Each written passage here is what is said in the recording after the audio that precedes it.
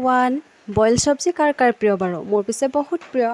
সেয়েহে আজি ভাবিলোঁ বইল চব্জি খাওঁ আৰু সদায়নো কিমান তেল দি খাই থাকিম নহয় জানো কেতিয়াবা এনেদৰে বইল কৰিও খাই চাবচোন খুব ভাল লাগে আৰু এনেদৰে যেতিয়া বইল কৰি খাওঁ তেতিয়া মানে মোৰ পেটলৈ ভাত কেইটামান বেছিকৈয়ে যায় আৰু এতিয়া কি লৈছোঁ আপোনালোকে দেখা পালেই এটা ভোল লৈছোঁ এটা সৰু আলু লৈছোঁ লগতে টুকুৰা ৰঙালাও আৰু মচুৰ দাইল মগু দাইল সৰু চৰিয়া এটাতে লৈ লৈছোঁ আপোনালোকে যদি বিচাৰে তেনেহ'লে ইয়াতে আৰু পাচলি ব্যৱহাৰ কৰিব পাৰে যেনে ধৰক পানীলাও বন্ধাকবি অমিতা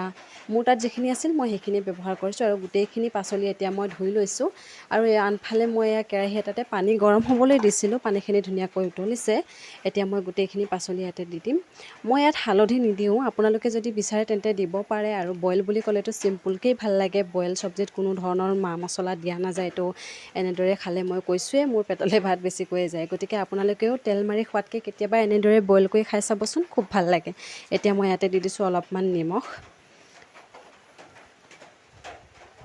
মই জুইতে বনাইছোঁ পিছে দেই দেখিছেই নহয় ধোঁৱাখিনি কেনেকৈ ওলাই আছে আৰু ইয়াতে দি দিম এতিয়া দুটা কেঁচা জলকীয়া ধুই লৈছোঁ দুফাল কৰি দিছোঁ আপোনালোকে ইচ্ছা কৰিলে জলকীয়া আৰু দিব পাৰে কিন্তু মই বেছি জ্বলা খাব নোৱাৰোঁ কাৰণে দুটাই দিছোঁ এতিয়া গোটেইখিনি লৰাই মেলি ঢাকন মাৰি দিম আৰু এনেদৰে বনালেও কম সময়ৰ ভিতৰতে হৈ যায় বইল চব্জিটো খুব সহজতে হৈ যায় সেইকাৰণে খায়ো ভাল লাগে বনায়ো ভাল লাগে আৰু এতিয়া গোটেইখিনি লৰাই মেলি মই ঢাকন মাৰি দিলোঁ আৰু এনেদৰেই ৰাতিপুৱাৰ সাজ ৰেডি হৈ গ'ল চিম্পুলকৈ লগতে এয়া ভেন্দি আৰু আলু ভাজিছিলোঁ আশা কৰোঁ ভাল পালে ভিডিঅ'টি আকৌ আহিম নেক্সট এটা মিনি ব্লগ লৈ এতিয়ালৈ আহিছোঁ বাই